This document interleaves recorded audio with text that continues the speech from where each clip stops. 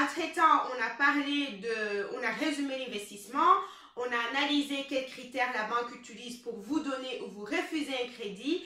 Il utilise aussi les mêmes critères pour décider quel taux d'intérêt vous donnez. Après, on a regardé comment chercher un appartement ou un bien immobilier pour investir et à quoi il faut faire attention pendant les recherches. Dans cette vidéo, on va regarder quel bien immobilier que moi j'avais trouvé, que j'avais choisi dans les temps comme investissement. J'avais passé quelques mois en train de chercher, ça peut même être plus que 12 mois, je ne me rappelle plus exactement.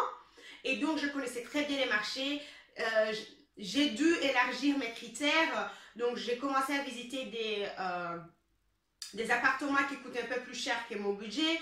Je commençais à visiter des appartements qui se trouvaient en dehors des communes que j'avais normalement prévues.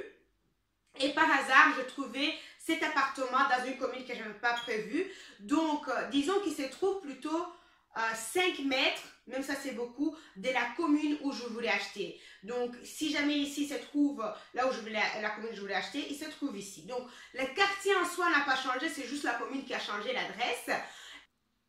Ce qui est encore intéressant aussi avec l'appartement, c'est qu'il se trouve tout près des transports en commun. Il y a un métro, quoi, 3 minutes, non, 3 minutes c'est beaucoup. En 2 minutes, vous êtes là. Et là, vous marchez normalement. Il y a tout ce qui est les grandes surfaces. Donc, il y a un Aldi, il y a un Delhaize et il y a un Lidl tout près. Il y a les snacks, il y a les restos juste à côté. Donc, ça, c'était intéressant. Pour le reste, je vais vous laisser regarder... je vais vous présenter l'appartement et après vous-même, vous pouvez décider si jamais c'est une bonne affaire ou pas, si ça valait la peine de tomber amoureux de cette affaire ou pas.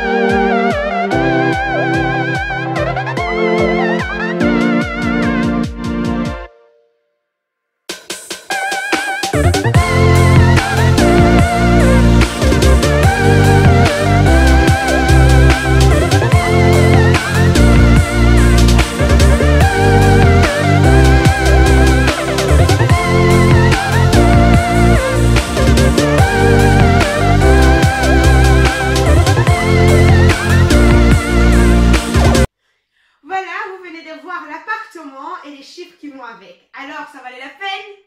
Est-ce que ça valait la peine de tomber amoureux? Je tiens à vous dire que les chiffres que vous venez de voir, c'est des chiffres que j'avais avant de discuter avec l'agent immobilier et les vendeurs pour savoir s'il y avait encore moyen d'améliorer les rendements, donc de ou bien augmenter les revenus locatifs, donc les loyers, ou bien de diminuer les prix. De toute façon, sans faire quoi que ce soit, sans beaucoup d'efforts, l'affaire était déjà intéressante. Donc, oui, moi j'étais amoureux de ces chiffres, j'étais amoureux de cette affaire. Donc, dans la prochaine vidéo, on va regarder si j'ai pu améliorer cet rendement. Et on va aussi regarder de qu'est-ce qu'il faut faire une fois que vous avez trouvé l'affaire, donc négociation, la promesse d'achat et tout ce qui suit. Dans les prochains jours aussi qui suivent, je vais vous présenter l'immobilier à Nairobi. Donc, restez connectés et à très bientôt.